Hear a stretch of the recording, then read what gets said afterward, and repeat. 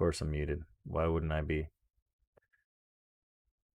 Anyways, I was just saying that this will be a short stream.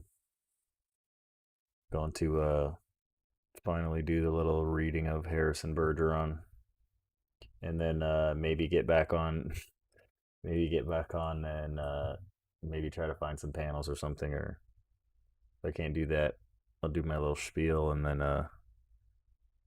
do some gaming or something. So, all right, story time.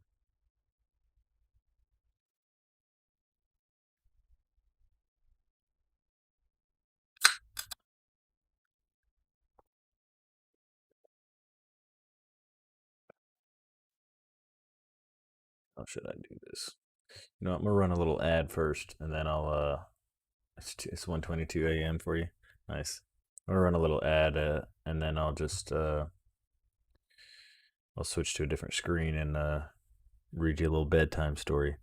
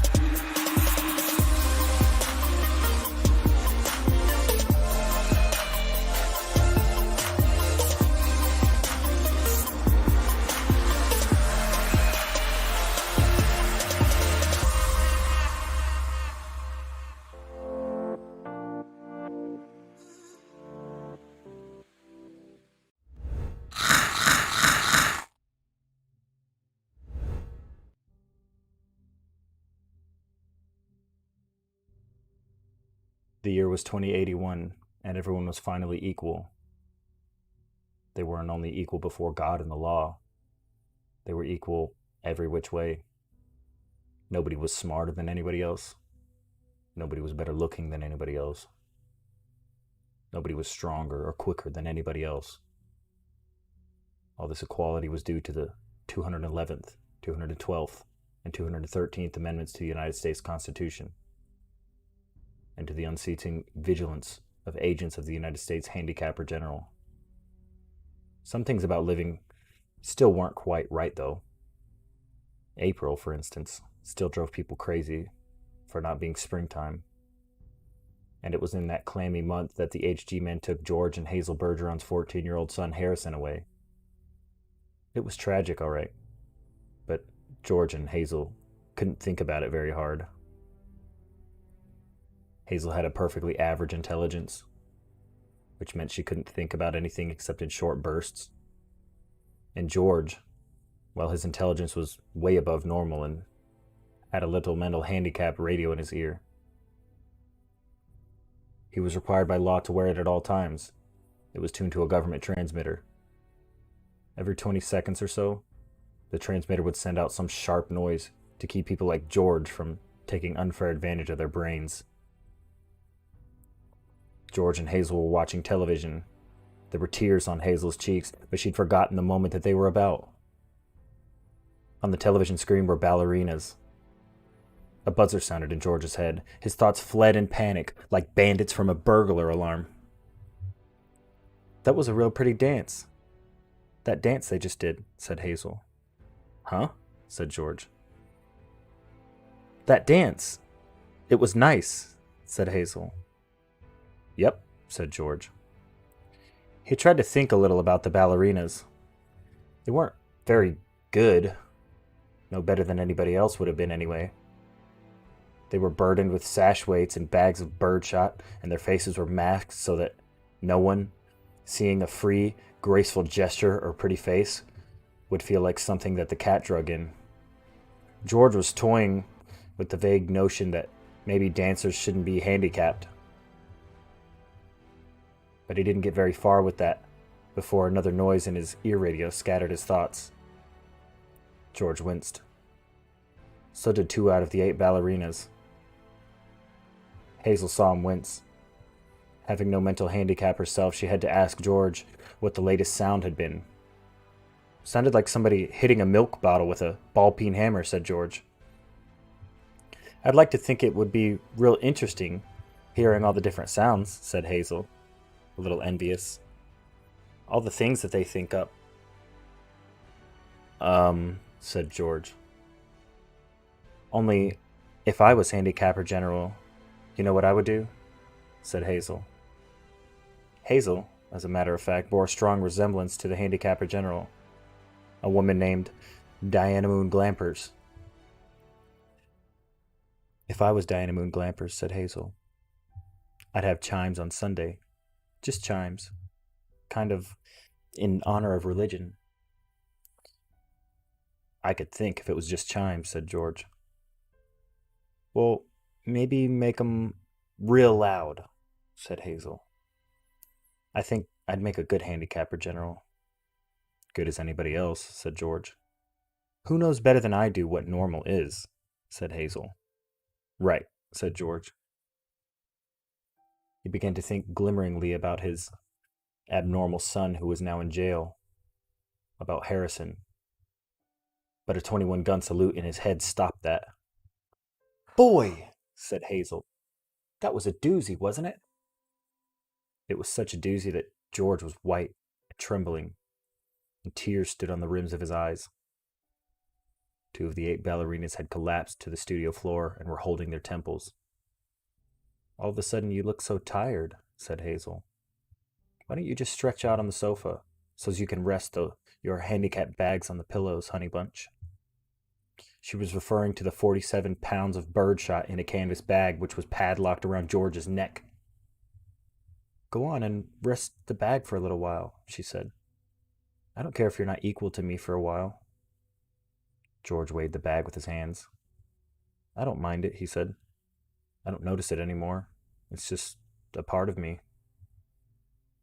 You've been so tired lately, kind of wore out, said Hazel. If there was just some kind of way we could make a little hole in the bottom of the bag and just take out a few of them lead balls. Just a few. 2 years in prison and a $2,000 fine for every ball I took out, said George. I don't call that a bargain. If you could just take a few out when you came home from work, said Hazel. I mean, you don't compete with anybody around here. You just sit around. If I tried to get away with it, said George, then the other people'd get away with it. And then pretty soon we'd be right back to the Dark Ages again, with everybody competing against everybody else. You wouldn't like that, would you? I'd hate it, said Hazel. Well, there you are, said George. The minute people start cheating laws, what do you think happens to society? If Hazel hadn't been able to come up with an answer to this question, George couldn't have supplied one. A siren was going off in his head. Reckon it'd fall apart, said Hazel. What would? Said George blankly. Society, said Hazel uncertainly. Wasn't that what you just said? Oh, who knows, said George. The television program was suddenly interrupted for a news bulletin. It wasn't clear at first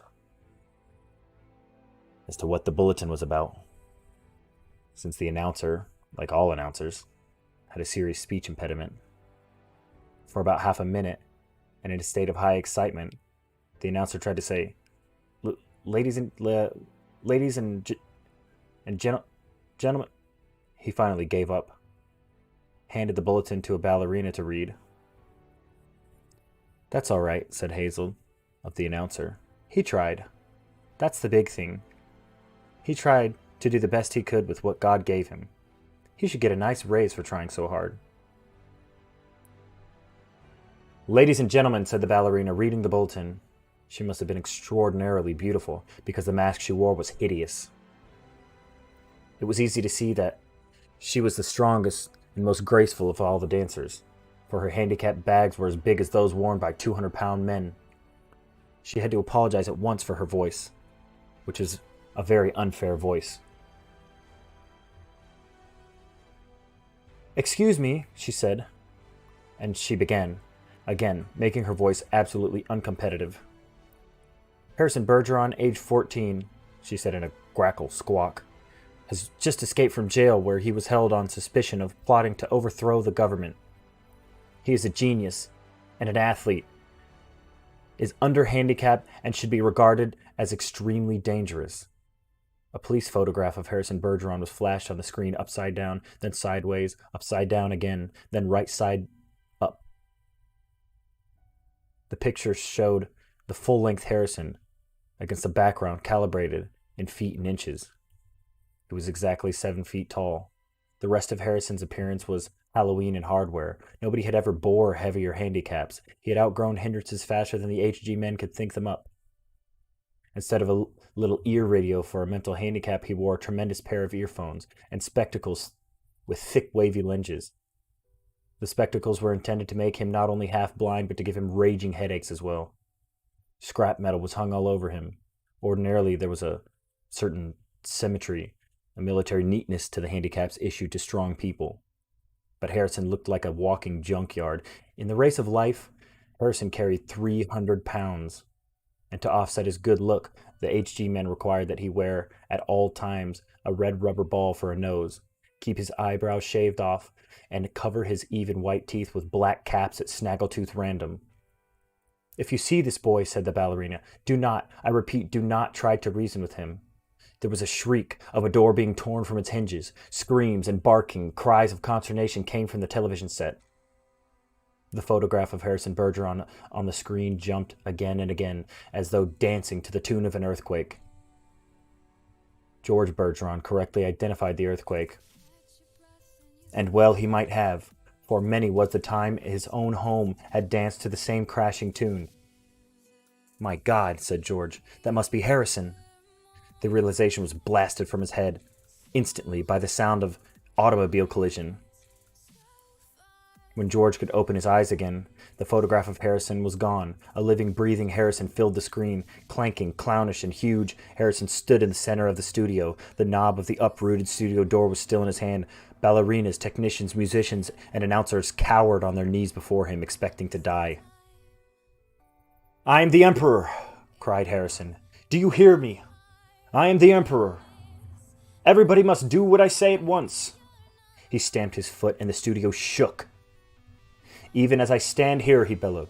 "Crippled, hobbled, sickened, I am a greater ruler than any man who ever lived. Now watch me become what I can become." Harrison tore the straps of his handicap harness like wet tissue paper. Tore the straps guaranteed to support 5,000 pounds. Harrison's scrap iron handicaps crashed to the floor. Harrison thrust his thumbs under the bar of the padlock that secured his head harness. The bar snapped like celery. Harrison smashed his headphones and spectacles against the wall. He flung away his rubber ball nose, revealed a man that would have awed Thor, the god of thunder. "Now let me select my empress," he said, looking down on the cowering people. "Let the first woman who dares rise to her feet claim her mate and throne." A moment passed, and the ballerina arose swaying like a willow. Harrison plucked the mental handicap from her ear, snapped off her physical handicaps with marvelous delicacy. Last of all, he removed her mask. She was blindingly beautiful. "Now," Harrison said, taking her hand, "shall we show the people the meaning of the word dance?" "Music!" he commanded. The musicians scrambled back into their chairs, and Harrison stripped them of their handicaps, too. "Play your best," he told them, "and I'll make you barons and dukes and earls." The music began. It was normal at first, cheap, silly, false. But Harrison snatched two musicians from their chairs and waved them like batons as he sang the music as he wanted it played. He slammed them back into their chairs. The music began again, and it was much improved. Harrison and his empress merely listened to the music for a while. Listened gravely, as though synchronizing their heartbeats with it. They shifted their weight to their toes. Harrison placed his big hands on the girl's tiny waist, letting her sense the weightlessness that would soon be hers, and then an explosion of grace and joy. Into the air they sprang. Not only were the laws of the land abandoned, but the laws of gravity and the laws of motion as well. They reeled, whirled, swiveled, flounced, capered, gambled, and spun. They leaped like deer on the moon. The studio ceiling was 30 feet high, but each leap brought the dancers nearer to it.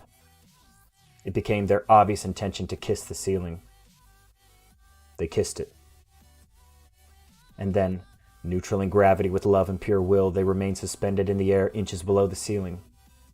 And they kissed each other for a long, long time. It was then that Diana Moon Glampers, the handicapper general, came into the studio with a double-barrel 10-gauge shotgun. She fired twice. The Emperor and Empress were dead before they hit the floor. Diana Moon Glampers loaded the gun again. She aimed it at the musicians and told them they had 10 seconds to get back on their handicaps. It was then that the Bergeron's television tube burned out. Hazel turned to comment about the blackout to George, but George had gone out into the kitchen for a can of beer. George came back with a beer, paused while a handicap signal shook him up. Then he sat down again. "You've been crying?" he said to Hazel. "Yep," she said. "What about?" he said. "I forget," she said. "Something real sad on television." "What was it?" he said. "It's all kind of mixed up in my head," said Hazel. "Forget sad things," said George. "I always do," said Hazel. "That's my girl," said George. He winced. There was the sound of a riveting gun in his head. "Gee, I could tell that one was a doozy," said Hazel. "You can say that again," said George. "Gee," said Hazel. "I could tell that one was a doozy."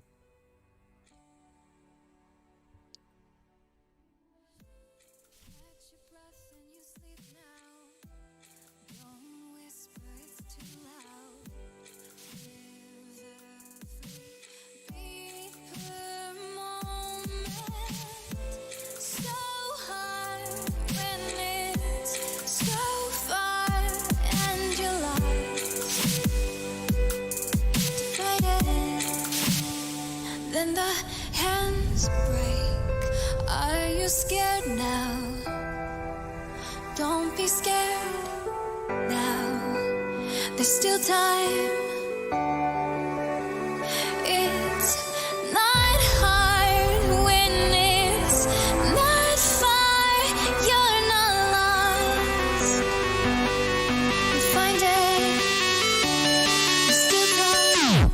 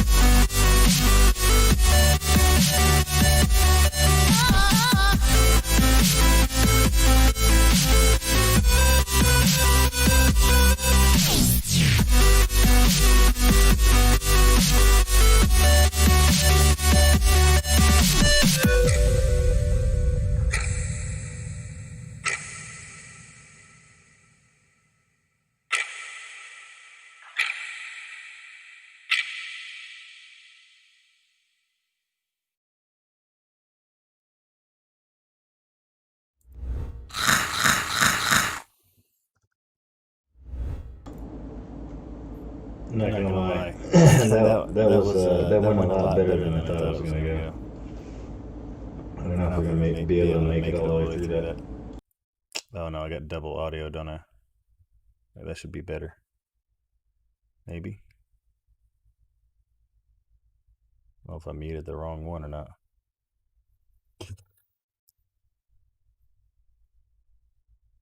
Yeah, Ryder. That's like I remember that story from. I had to read it in middle school, in in grammar class. Yeah, it's a good song too. What's up, Soya Sarah? Yeah, so if you want to, I'm trying to keep this live like a little short so that, actually I might just clip it out of the middle of there because I don't know, that story is so relevant as far as like where we are or where we're heading like as a culture, like so focused on, the idea of unity and or not unity. Unity is fine, but the idea of equality I meant and not just equality or like but like equality of outcome, and I don't know, man. It just kept, it was like in the back of my mind, and the more we've been heading down this, the censorship and this whole idea of, conforming to like this mainstream, you know listening to these thought police. That's kind of where I feel like we're headed, and that's the question that I feel like everybody on the right, and it's not even on the right anymore, it's just anyone who doesn't follow the left, is that's one of the biggest questions, or one of the biggest reasons why. It's like, where does it end, man? Like, when does it stop, man? So are we really gonna, hang bird shot from each other's necks? Like, are we really gonna put weights on those who are stronger? We're gonna put masks on those who are prettier? Are we gonna put, radios on people's heads that, you know are smarter, so that we can interrupt their thoughts and keep everybody equal? Like, I'm all about starting from the same, starting at the same starting line. Okay, but when we're trying to make everybody finish at the same time, that's where I have a problem, because now you have, in order to have an equal outcome, you have to inhibit those who are ahead. You have to drag those who are ahead down to have that outcome. So, right, we've been on track for this for a long time.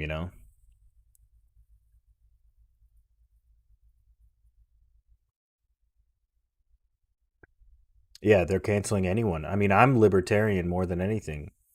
It's like, it's not just being on the right. It's not just being conservative anymore.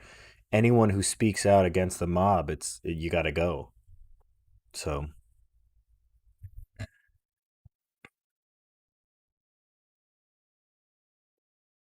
sorry, I was trying to make sure I was having the right audio output or input.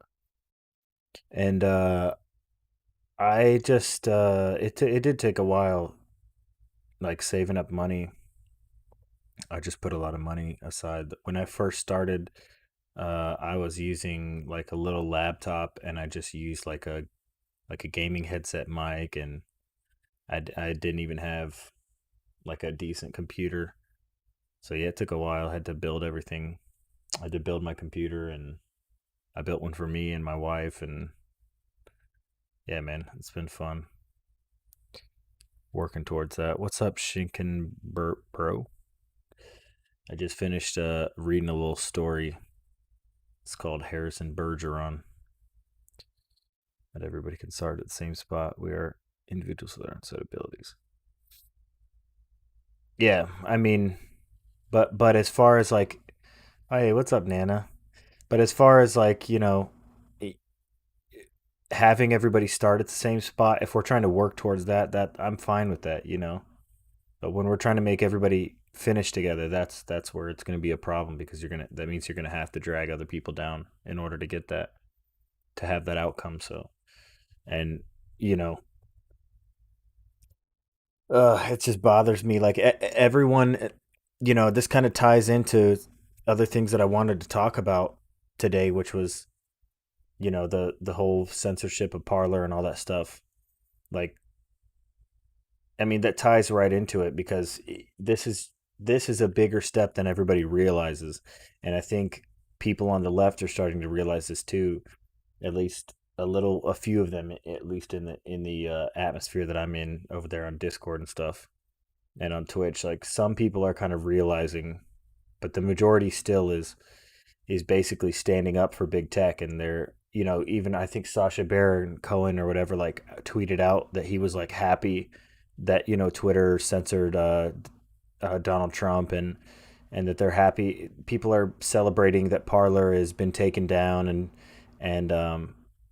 it's like I I'm not against necessarily if you want to remove Trump, that's fine. I think that's still kind of sends a big message as far as like we own this platform, and we have the balls to take off the president, and it's only going to get bigger, or it's only going to get become more of a problem from there. But when we allow them to take out opposition like Parler with no consequences,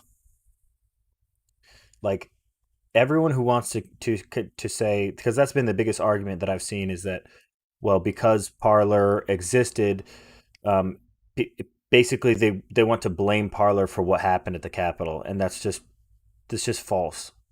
I mean, what happened at the Capitol would have happened regardless of whether Parler was there or not. People want to pretend like, well, if Parler didn't exist, then nobody would have ran up into the Capitol. So, but my argument is just that it's the same. It's kind of this is the kind of the same argument that happens with the gun laws. People want to say that, well, if we didn't have any guns, then people wouldn't shoot each other up, and you wouldn't have all these murders and blah blah blah. I'm like, no, people would just find a different way to do it. The reality is that the majority of these people who were actually in the Capitol building were like QAnon supporters. The way QAnon works isn't even really on any of these social media platforms. They are on all these things, but like my mom like did a deep dive into QAnon because I don't know, she was nervous about me going to Washington D.C. So she was like, I don't know, she thought I was going because of that, and she was like, "Do you know what these QAnon people think or whatever?" And I was like, "No, I don't, and I'm not really interested." And she was like, "Well, you should be because da da da." So I lent her my ear and I listened to what she had to say, and yeah, facts, Sarah. So I love having Phoenix Social Network, but you know, I entertained what she had to say. I was like, all right, well, tell me then. And she basically said that the way it is like you get the link to one link, and then that link takes you to another link and another link and another link, and it just goes on and on and on. And so the fact that the majority of the people inside the Capitol who stormed the Capitol and who were violent and going crazy like that were Q people means that, excuse me, it wouldn't have mattered whether Parler existed or not. That just that in itself, just knowing that kind of debunks that entire narrative, and the fact that Facebook and Twitter and Instagram and all these other major platforms have hotspots and beds of of right wing extremists as well as left wing extremists. Like, don't get it twisted, man. These corporations are just using this as an easy way to hurry up and smash their competition before they can even get off the ground. And it's funny because people are like, okay, well, if you don't like the rules on Twitter, then go somewhere else. So people make their somewhere else, and then they're like, okay, well, you can't have that. And you know, it's crazy to me that people can stand up for that and basically say that this is okay. Like I was listening to a stream earlier, and they were making the argument that uh that basically, you know, well, they should have done more. They should have moderated better. They should have done this. They should have done that. Okay, well, they did do that. They did all of the things that they were supposed to do. They did all the moderating and stuff. And they started out, doing that. But then they got flooded with, new users. And they had multiple times where they had to shut down the entire app, and the website and everything, to kind of deal with this and put these things into place. And their terms of service are against a lot of the same things that Twitter's against. And they actually go a step further, because I think you're not even supposed to like cuss or say certain things on there. Like there's like certain cuss words I think that you can't even say on there. So it's like, it's funny that people are like, well, the one this one I was listening to this one guy. I was really trying to get in there and talk with him, but I couldn't, because I was hanging out with the wife and I was setting up for this video and stuff. But man, I mean, I don't think like people like him are the reason why this is so dangerous, because he was just so ready to, he was so ready to basically blame everything on Parlor. Like, he was the same guy that said that, if Parlor had existed, that, this would be, the capital thing basically wouldn't have happened. And he was like, well, they should have moderated more, they should have done this, they should have done that. And then he said that Parlor was advertising basically for extremists, and I was like, that's just inherently false. So I mean, and he was saying that the way he phrased it basically was like, well, Parlor advertised as a free speech platform, and then he was like, "What does free speech mean?"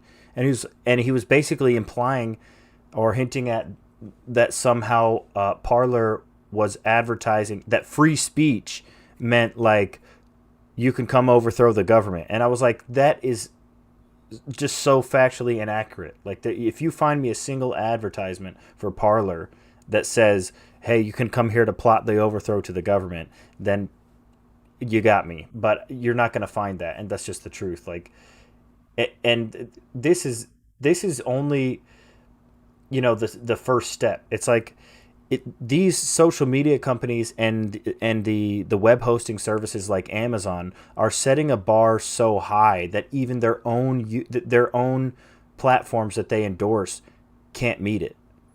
Like, Twitter can't meet these bars. Twitter has, I mean, you're talking about a platform that allows ISIS to recruit on their platform. You know what I'm saying? ISIS recruits using Twitter. And you have world leaders getting on Twitter. I can't remember which one it was, but he basically was calling for the death of another world leader. It was like in the Middle East or something.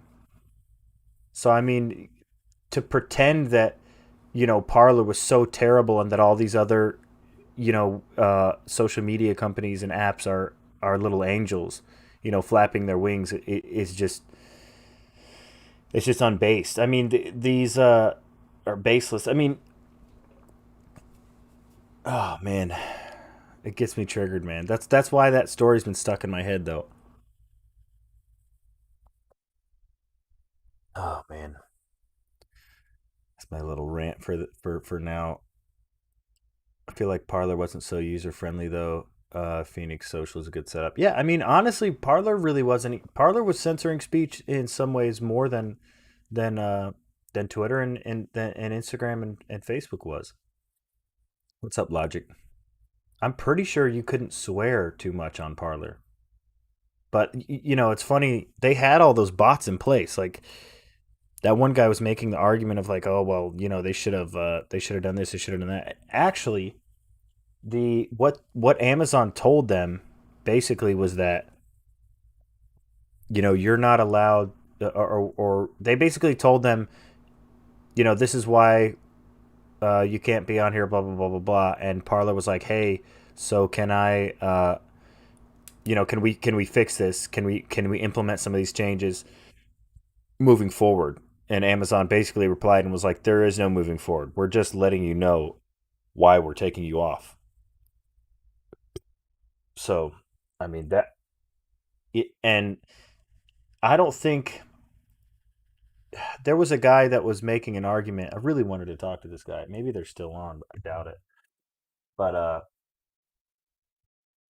I don't think he really understands just how difficult it is to start your own. server or your own platform and app from the ground up. Like I've been talking with Angry Viking with Angry Viking and with Dale and stuff. I mean, it's not easy, man, and the stuff's expensive. I mean, they tell you the same things. We watch the same. We're all in the same community here. Like stuff is expensive, and it's even more expensive to run your own servers. You're talking about buying the hardware, but then you're also talking about the electrical bill. Once you have a room full of servers, I mean, your electrical bill is through the roof. And that has to be paying for itself. Like, yeah, there's nothing you can do. This is what is happening. That's essentially what big tech is telling all of us. And instead of I would have imagined that everybody would kind of be outraged at this, like on the left as well. The left should be just as terrified as the because especially if I got some, hopefully some Antifas and some Black Lives Matter come through my chats, because if you think that you're not next, like, trust me, you're next. Like, you can get all the conservatives and whatever you think, all these QAnon people, all these people, the right wing militia groups and all that stuff. I guarantee you, once they go, you're next, because you've shown a propensity to, or a willingness to go against the government, and the government is in the pockets of big tech. So if you're going against the government, you're going against big tech. So that's what I've been preaching. I'm like, honestly, we all need to be grouping together at this point and standing up to the government, to big tech, and letting them know, like, you're not going to get away with this. You're going to be held accountable. You know, and as much as I hate to say it, I think maybe what's up, media? But I hate to say it, but because I am, like, pro, free market and capitalism, but I think some of these companies need to be broken up. Like, that's just, I don't know what other options we're gonna have if we let them get out of control. I mean, honestly, it might not really even matter if they weren't able to purchase the favors from the government, but that's kind of already happening. So that's, I guess, the only option we have until then.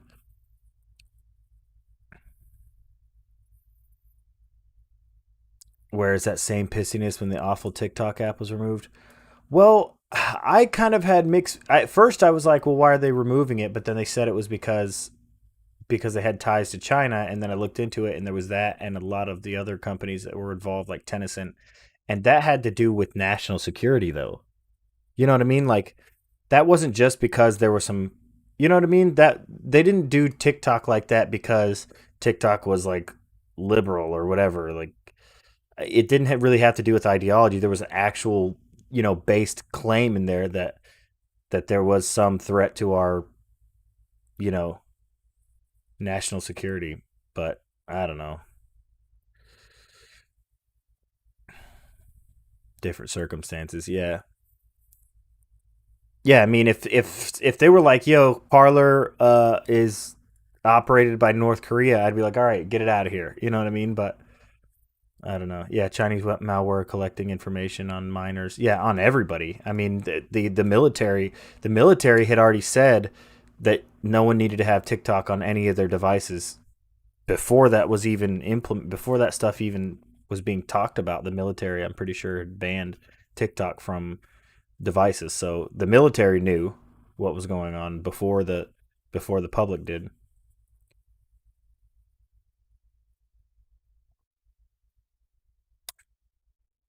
Yeah, Megan, that's a longer quote, I think, too.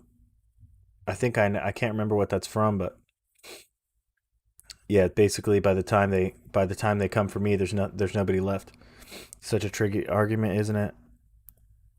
It is a business, but these platforms certainly function. Yeah, they're essentially a town square. So I mean, I was trolling in the chat earlier when I was watching this thing, but I was like, what did I say? I was like, ban them all. I was like, delete them all and bring back the town square. It's a little bit of a troll, but you know what? Why not?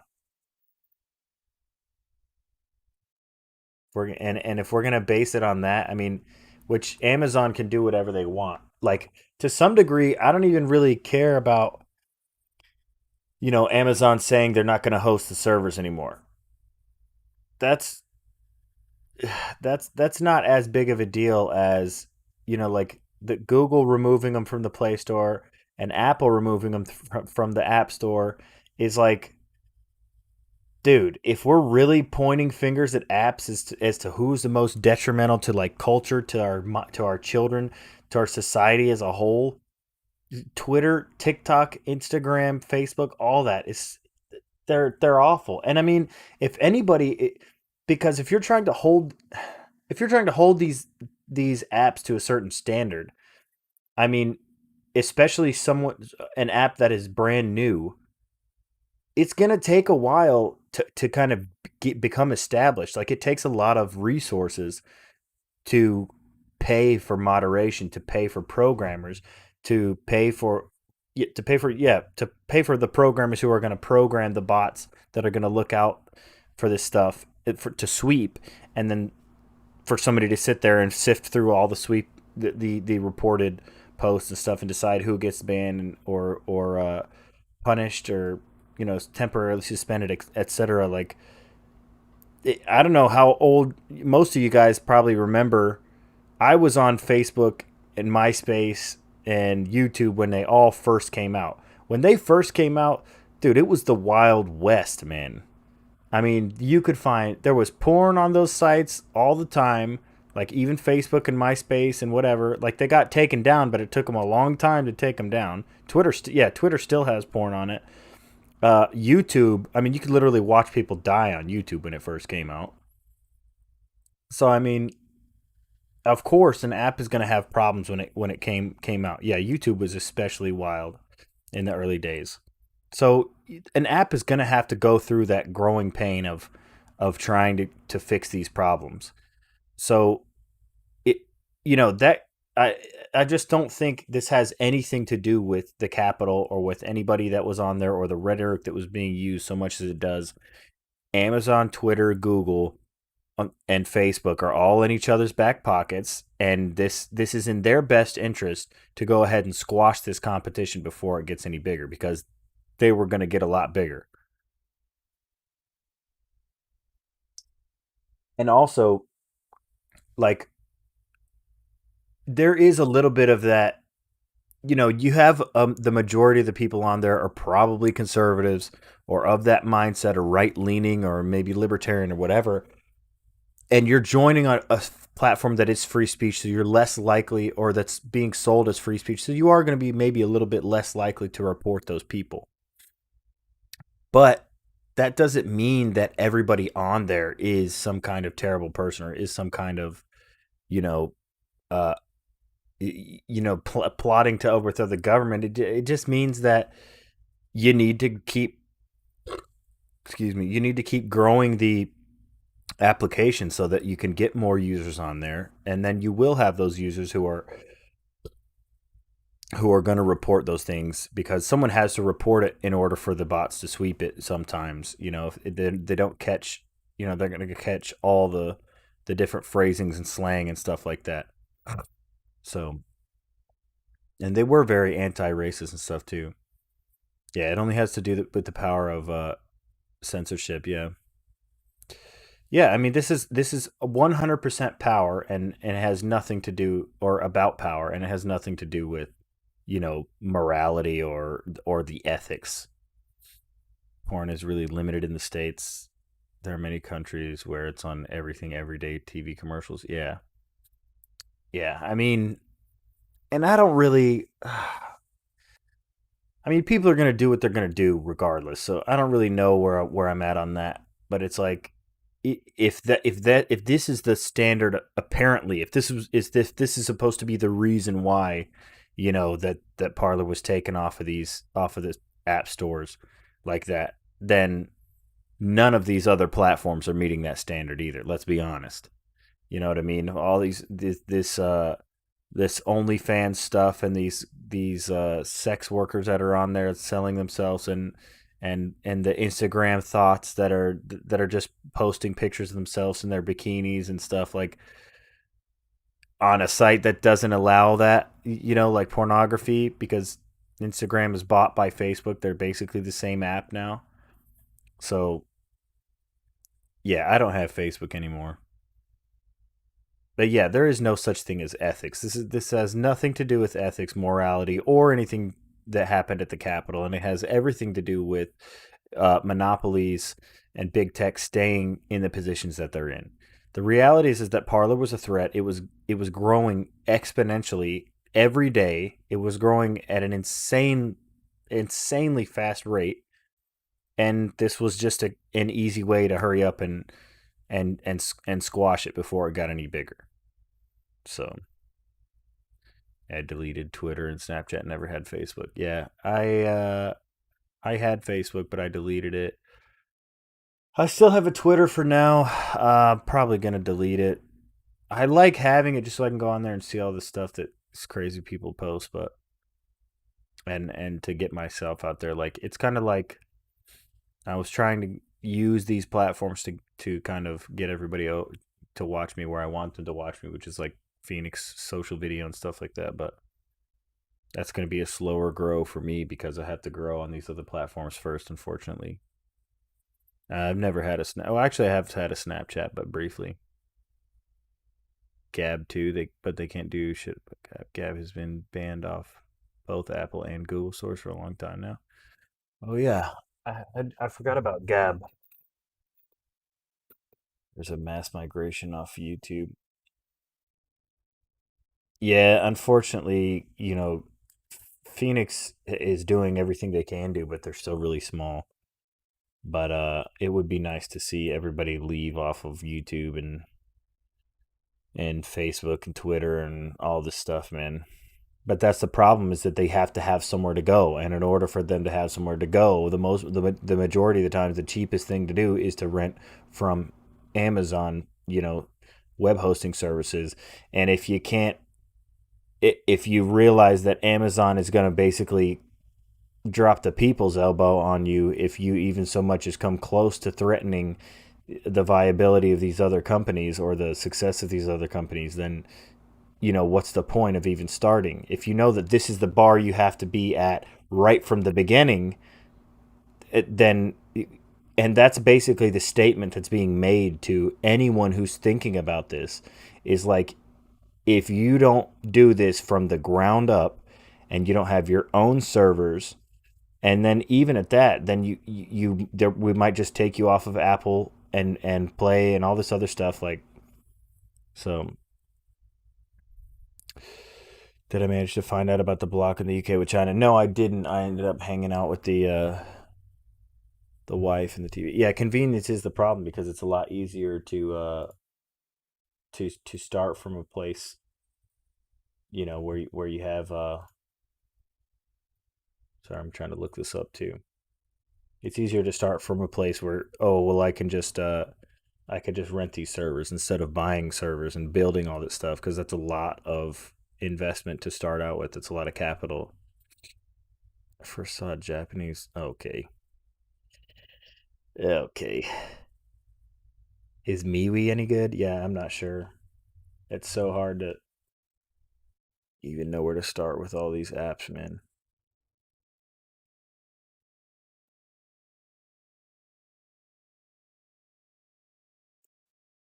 Yeah, I was interested to try to find that.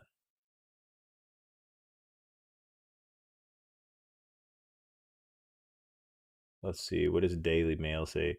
Is the EU holding up Britain's coronavirus response? UK is poised to ban all people who've been to China, but government insiders say this. I don't think. I think this is old. Wait, no, this is today. Never mind. It was 25,000 people. Let's see here. The European Union may be delaying the UK's response to the COVID outbreak. It has been claimed as officials are poised to ban all direct flights from China. and could turn away foreign nationals who have been to the disease-stricken country within the last 14 days. So that could just be it, but yeah, got to keep digging some more. It might be mostly that.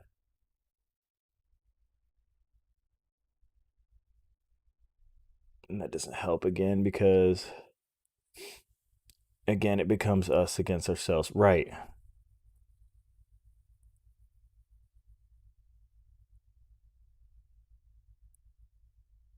Gab can barely keep. They skyrocketed just like Parlor in the last month.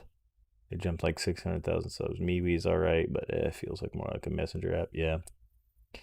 What's up, Lawrence? I'm just hanging out.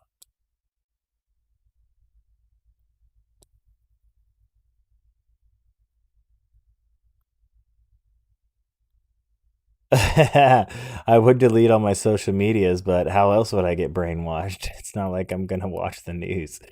Yeah, listening to you, Hoodservative, and others is the only thing keeping me sane at the moment. Yeah, I mean, well, see, and that's the thing too, though. Like, what do we leave off of all this right now, and then we move over to Phoenix Social Video, but everybody's not there yet. You know, there's not even an app for Phoenix Social Video yet. It's still on the website. So as much as I want to leave, I want to help. You know, keep people sane. You know.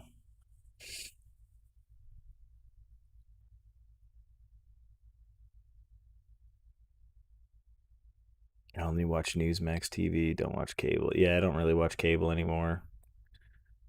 What's up, lemon pepper wings? Yeah, servers are extremely expensive. 991 center had 3 at the cost of 340,000. Then the software cost. Yeah, and then electric was yeah, it's a ton, man. And that's what's crazy, man.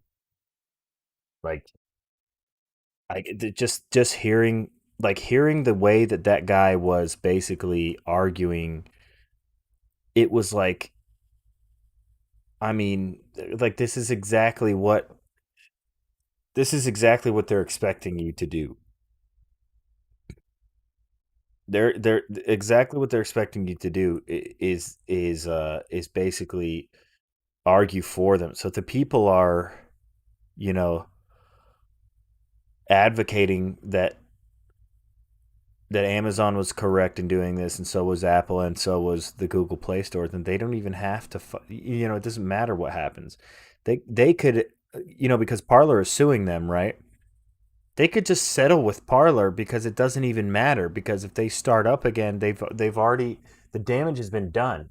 The way they look, and then the how expensive it's going to be uh, to start from scratch. Like, you know, Dan Bongino's of the mindset that, and so is the CEO of Parler, is of the mindset that uh, that, you know, they have a case to make, and that Amazon violated their contract. And, you know, I don't know the legalities of that, and I don't, you know, obviously I would have to know what the contract was, but I mean, in all likelihood, Amazon just writes the check and is like, yeah, go away, because it doesn't matter, because it's still so expensive to buy your own apps or to buy your own servers and stuff. Honestly, I'm more interested to see what what's going to happen with Trump, because Trump was basically talking about, Trump was hinting at starting his own service, his own like Facebook or something like that. It would be really awesome if Trump just invested into Parler and helped them get back on their feet. That would be pretty cool, which I don't know if he is or not. I don't know if he can do business dealings like that while he was the president. So I don't know, we'll see. Yeah, but that's Ryder. That's what I think too. I think Trump is going to start his own thing. But I hope instead of starting his own thing, he would just like buy Parler and, you know what I mean, help rebuild an already established company versus starting from scratch. Because then there it is again. We're just, well, us, the little small fries down here, are competing with each other. Meanwhile, you know, Amazon and the big tech companies, it doesn't even matter. So, and uh, just so everybody knows too, like they can ban apps off of the App Store, and you are still able to download them onto your device. So let's say that they ban, Parlor or whatever. If Parlor still has an app, you can still manually download an app to your phone. I had to do this while I was working at Amazon. There were certain apps that you couldn't. You had to manually install them onto your phone. So yeah, there are third party app stores. Yeah. So yeah, it's going to include trade as well. Egypt, EU's pissed. We've left. Yeah. Kept getting hit by typo bug. Oh, what did I miss?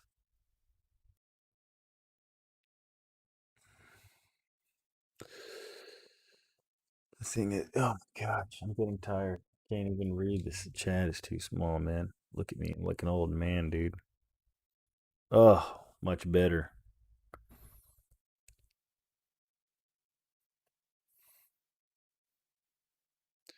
Thing is that you used to still have to use big tech servers or ISP. So either way, you're depending on big tech. Yeah, that's the problem too, is because it can go all the way down the chain, man. Like, and these are the kind of things that we saw happen to like Enrique Tario, man, and it's really scary to see those things happen. Like, it's not just getting banned off the social medias. It's not Facebook, Twitter, Instagram, all that other stuff. They went further than that. Then they went to like PayPal, and they were like, okay, you can't receive GoFundmes. You can't do GoFundmes. Okay, now you can't do PayPal's. Okay, now Chase Bank is dropping you. Like, you're not even allowed to go here. Now you're not even allowed to use AT&T.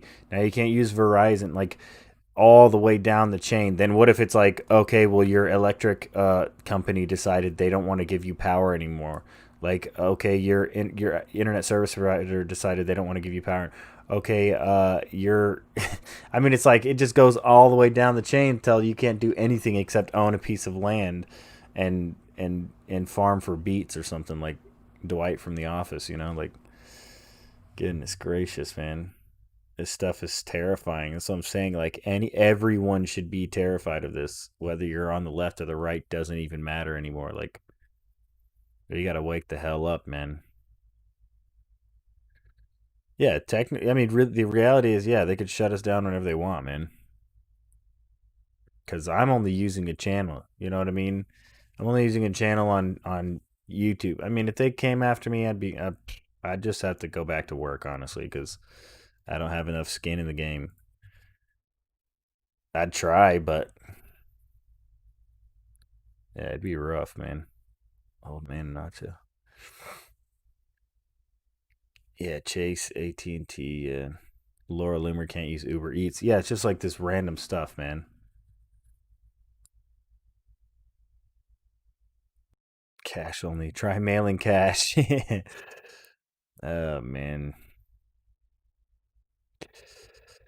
Yeah, I mean, we pray it never goes that far, but that's what scares me, is that throughout this whole thing, big tech especially has shown that they are willing to go that far. Like, they have made it perfectly clear that if you go against them and the government in proxy, then you're screwed. Like, we will take you down. Like, we will make it impossible for you to live. And that's what I'm trying to explain to these, like, Antifa and Black Lives Matter. It's like they're coming after the right because, yes, while I would have to say that the right maybe is not quite as active as far as the protests and stuff like that. When the right finally does get extreme, it's a lot more organized, and it's a lot more like directed. Like, the freaking crazy people that went in there, and even though it wasn't really the right, it was more like anarchists. The people who tried to who were planning on kidnapping Governor Whitmer. Like, it's a lot more dangerous. So even though there's less of those kind of incidents that you want to associate, even if you want to make that one, we've associated that one with the right. Uh, it, whenever it does happen, it's more dangerous. So it's like they want to go after that, that side first. But it's like as soon as that's taken care of, now they're coming for Antifa and Black Lives Matter because you've also shown a willingness to go against the government, and and the government is in the pocket of big tech. So by going after the government, you're going after big tech, and big tech is going to do whatever they need to do to protect their bottom dollar. So yeah, that's why we need to build our own stuff from the ground up. Yeah, I mean, honestly, and somebody was saying earlier, like, where do we go from here? I mean, that's honestly, it's nobody wants that, but oh, Mr. Sir, what's up from Twitch? Did y'all see Pompeo in Iran earlier or on Iran earlier? No, I didn't. What did I miss, man? I've been missing stuff all day. Every time I think, I've got something to come on to talk about, it's like I'm always behind, always playing catch up. But yeah, I mean, I think that's probably the only option, unfortunately, is to kind of just start from the ground up, like, and it doesn't even have to be like we say conservative, like economy or whatever, but it just had anything, man, like anything that any businesses that are pro free speech, pro constitution, I'm in. Like it isn't really left and right anymore, man. But like unfortunately we kind of have to do that. We need to make sure we have everything from the ground up.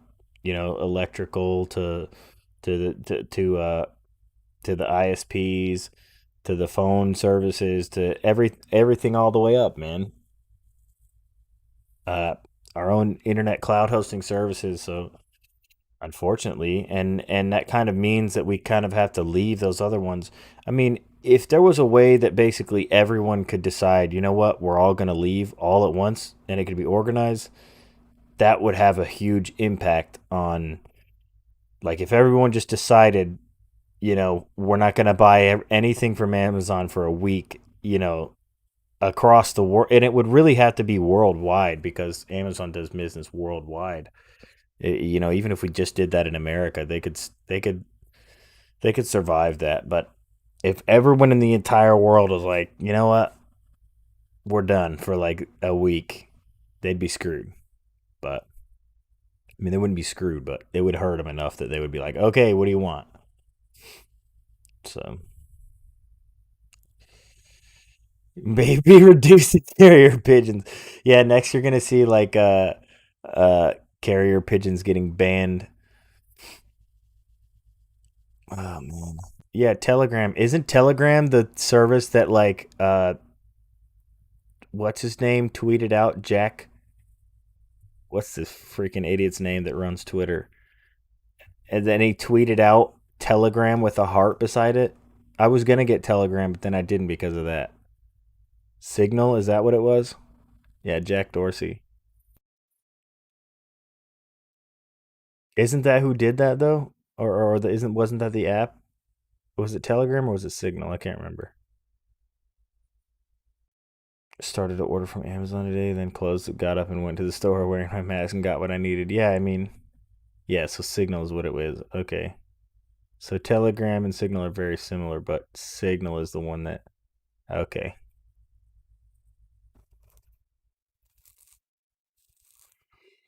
Oh, man. Now that we know vote doesn't matter anymore, let the Dems fill the House and Senate and watch them cannibalize themselves. I mean, you're going to see that happen in either way, man. I mean, it was happening before they even got in, man. Have you ever heard of the Amazing Lucas? No, I haven't. Antifa and Black Lives Matter think they're not going to be restricted and always get bailed out. Major reality. Yeah, I mean, really, that's what's going to happen. All right, Ryder, I'll have to get on Telegram then because I couldn't remember what it was. But yeah, I mean that's what I've been trying to explain to everyone on the left. I'm like, I don't think you understand the power that you're giving to, big tech and the government endorsing endorsing them to, or enabling them, I guess, to have that power over all of us, So, what's up, Gary? Yeah, Gary, I just read that story I've been talking about, Harrison Bergeron. So you'll have to rewind this one and watch the first like 20 minutes or so. But that was a good story. I've been wanting to read that. I'll probably just clip it out of the beginning of the live and put it in there.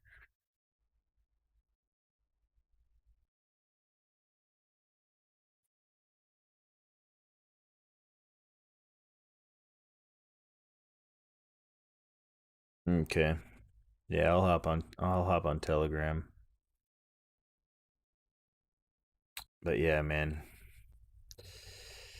It is pretty strange to see people like advocating for more censorship, you know what I mean, and celebrating these things like you just don't understand the ramifications, man. Like what it means for you.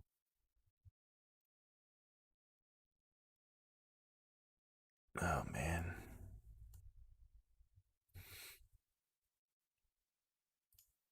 And to ban Trump, man, like oh my goodness. To ban Trump and basically pretend that like oh well, Trump caused these things like okay, we have to address then, are we going to blame Al Sharpton for the two riots that he basically incited, uh where people were killed because of his rhetoric against, I think, the Jews, I think it was. And oh, what other time was it? I can't remember off the top of my head, but I was just reading about this the other day because of all this stuff, the censorship. And then are we blaming, Obama for the Dallas police shooting? Because he continued to push the racial divide there. Are we going to blame, Bernie Sanders for the Bernie bro shooting? Because Bernie Sanders was running around saying like, what was he saying, like people were killing his, that he said, that I think he said Republicans were killing my grandmother because they were because they were cutting um, Medicaid, and because they didn't want to support it. So it's like, and then some Bernie bro went and shot up some like Republicans convention or whatever and killed a bunch of people or something. So they killed and injured people.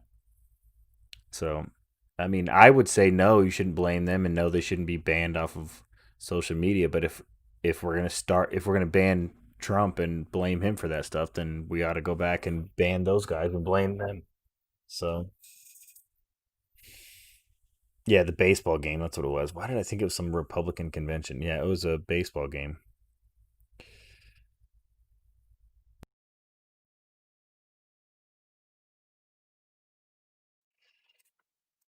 Pull up Project Veritas. Well, what do you want me to pull up from Project Veritas? Was there something new, or what? Or is that where I'm looking for that?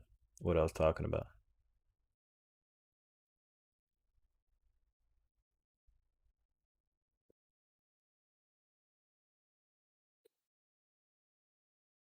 Yeah, well, I mean, honestly, though, it will be though, Nana, because it's like they'll run out of targets, and once you get a kind of machine like that going, it can't be stopped. Like once you get that cancel culture machine going, like it never ends. We've seen it already. Like you've seen it with the LGBTQ community and stuff like that, where it's like, okay, well, it's not good enough that you just accept us. It's not good enough that gay people can get married now. It's not good enough that like every step is like, okay, well, there's still something wrong, and we still have to. And it's not all, because I know plenty that are, more or less satisfied. They don't necessarily need you to understand, why they are the way they are. They just need you to accept that they are the way they are, and that's fine. Like I'm here for that. That's cool. But when you want to like shove it into everyone else's kids, education and stuff like that, then that's when for that community. And the same thing happened basically in the black community because uh, when they had the segregation, you know, or it's fine to say, black people shouldn't be discriminated against. But then when they took it a step further and they started forcing the segregation and busing people, you know, into other school districts and stuff. Now you're creating probably more hate than these people even had because they're like, well, why do they have to come to our schools and stuff? Like, it's better. Don't get me wrong. It's better that we are all like that. But there was a period where that actually made everything worse because instead of letting, just doing away with the discrimination, kind of letting these communities merge together a little more naturally, they forced this on them. And, it's funny because I work. It's kind of like this. I don't know what you would call it, but I related it to. I was thinking about this earlier, and I kind of related it to like because I'm training dogs and stuff right now. One of the worst things that you can do uh when you're like introducing dogs, a lot of it has to do with a lot of the mistakes that dogs have is all because of the owners. One of the worst things you can do with a dog that's like nervous or scared or like if two dogs don't get along, the one of the worst things you can do is to pull back the leash, and like by doing that you kind of create this artificial like tension in the air. That's what they do whenever they fight dogs. They hold them back. They get them all riled up and they hold them back, they hold them back, they hold them back and then they just bang, release them. So it's like you're kind of doing the same thing in the opposite way, like by forcing these two things onto each other instead of just letting them be in the same area, they smell each other, figure each other out, and then they're fine usually. And not being nervous about this. But by being nervous about this, by being anxious about this, and by being scared that people aren't going to accept each other, and we should force them together and make them learn about each other, we're creating this artificial tension between these communities that are like LGBTQ, where if we just let them be and we let us be, we can all exist around each other, and it's not like that's illegal or anything. Just let us be, man. Let us learn on our own. You know what I mean? Don't shove it down everybody's throats. Nobody should be forced in a free country to have to learn about these things. Like, so I don't know. Especially when they're kids, man. I can't remember who I was talking about this the other day, but I'm like, what are we doing trying to teach 12-year-old kids? Oh, that's what it was.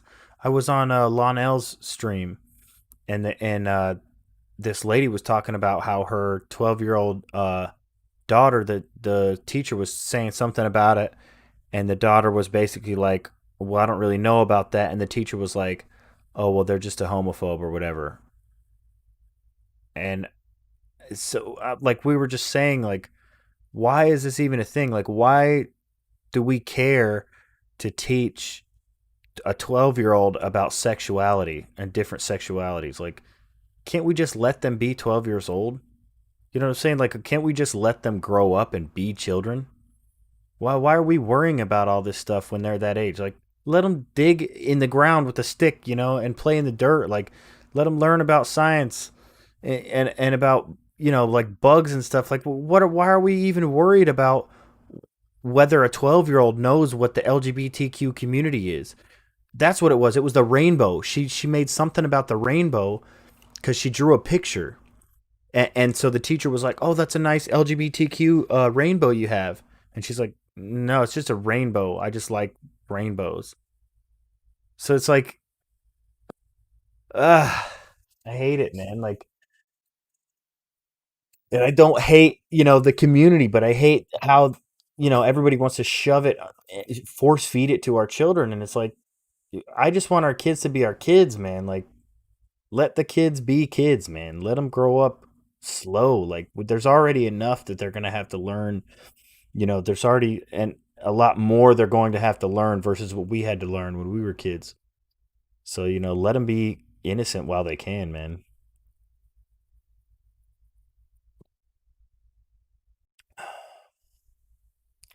Yeah, they don't think it's going to happen to them, Nana, though. That's right.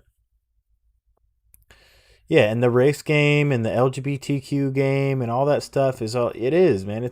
That's all a distraction from the bigger, yeah, from the bigger things that are the bigger picture things that happen in the government and the big tech and stuff like it makes all that stuff a lot easier for them to get away with if we're all, focused on the division, the artificial division. So, yeah, we are going to need to come together, man, regardless. It's illegal to think for yourself. Yeah, it's setting up that way. I put a big rainbow painting in my window because back in March or April there was this thing that documented rainbows in windows. Oh, okay, that sounds cool. Some states say they want to force hormone blockers. Oh god, makes it easier to divide and control, which is their goal. Right.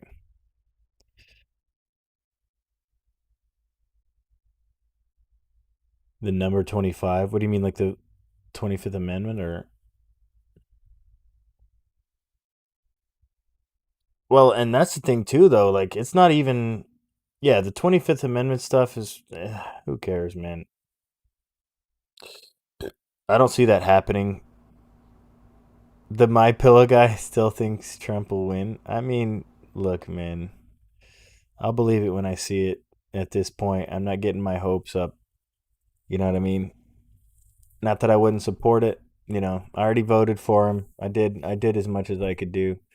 I made videos. I advocated for him. Basically endorsed him. So it's all right, Nana. I figured that's what you meant. 23rd Amendment vote was just a giant congressional virtue signal. Wait, what do you mean, media? Say 23rd Amendment vote. Oh, 25th. Okay, yeah. Yeah, it's just a big old virtue signal. It's just like so that people can show so that people can show their fealty to the single party we're about to be under for the next, 20 years or so. Oh man. And honestly at this point, one of the main things that I'm doing is praying to God that I was wrong. Because I mean, some people think that I exaggerate this stuff, and I'm like, look, man, I would love to be the fool in this situation. I promise you. I hope that I was led astray, and that these people are just the best people in the world, and they just do all this amazing things for this country. I really do hope that. I just don't feel like that's the case, unfortunately. Meant to be like a scavenger hunt for little kids suddenly stuck without social interaction. Nothing to do with LGBTQ, blah, blah, blah. Alphabets on the rainbow. Yeah. King Kong just reported a lot of air traffic coming out of Fort Bragg. What? Oh, man.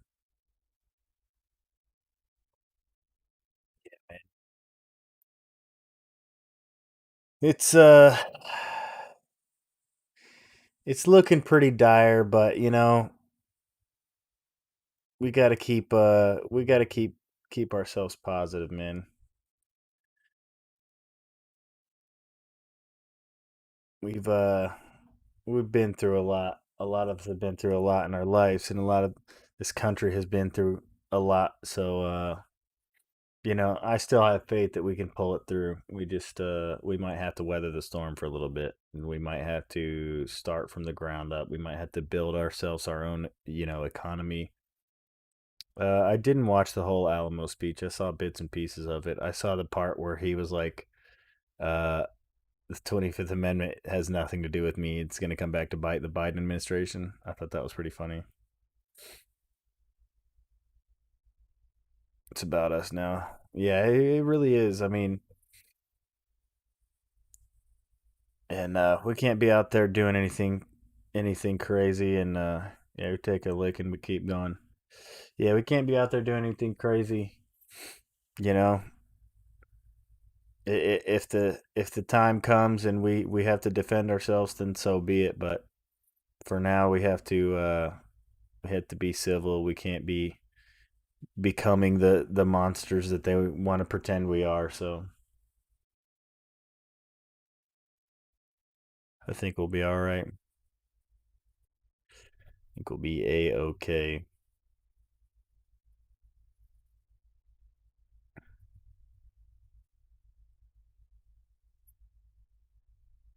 All right. Well, I might end this. I might go ahead and end this stream.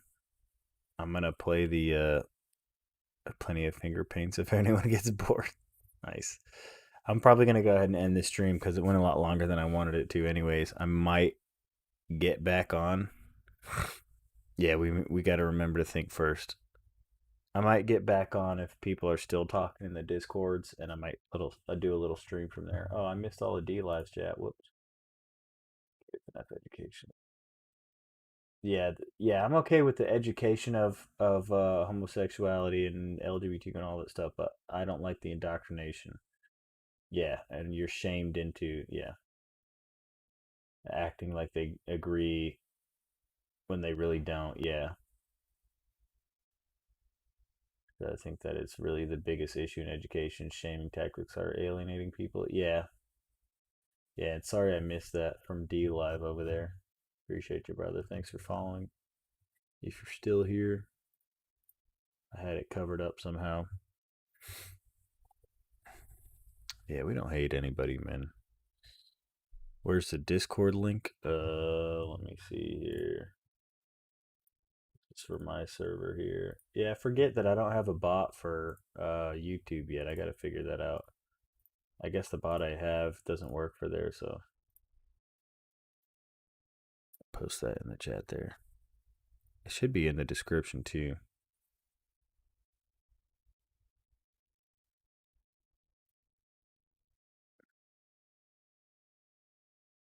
Yeah, I got to get a bot that just works all the chats because the only one I have, it's the only one that it does right now is for the Twitch. Yeah, no problem, media. Yeah, and if you haven't heard the story of Harrison Bergeron, I read it earlier. Surprisingly successfully, with very little errors. I thought I was gonna mess up, stumble over my words, and be a poor reader because I was reading it live. I never really read out loud. I realized that like before I started doing this. Chilling rather than I go live. I had to make a bot at this point. Oh, nerd. Yeah, I'm a nerd. All right. Well, I'm gonna go ahead and end this. Thanks for being here, guys. And if any of you guys came in late, you should go back and watch like the first 20 minutes or so of the stream, or you can just go look up the story yourself. It's called Harrison Bergeron. It's really good. I tried to make I tried to make it dramatic with music and stuff, you know. But yeah, it really is a good story, and it really does, you know, kind of encapsulate, you know, where we're headed as a culture, as a society, and with all these all the hate speech and stuff. So all right, thanks for being here, guys. We'll catch you on the flip side.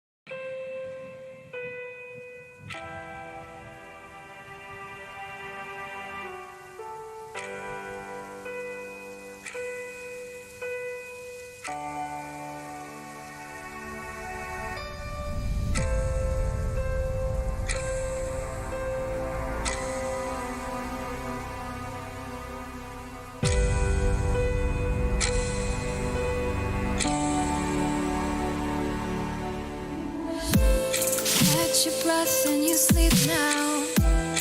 Don't whisper, it's too loud. Live every beat per moment. So hard when it's so far and you're lost. To fight it, then the hands break. Are you scared now? Don't be scared now. There's still time. It's not hard when it's not far. You're not lost. You'll find it. There's still time.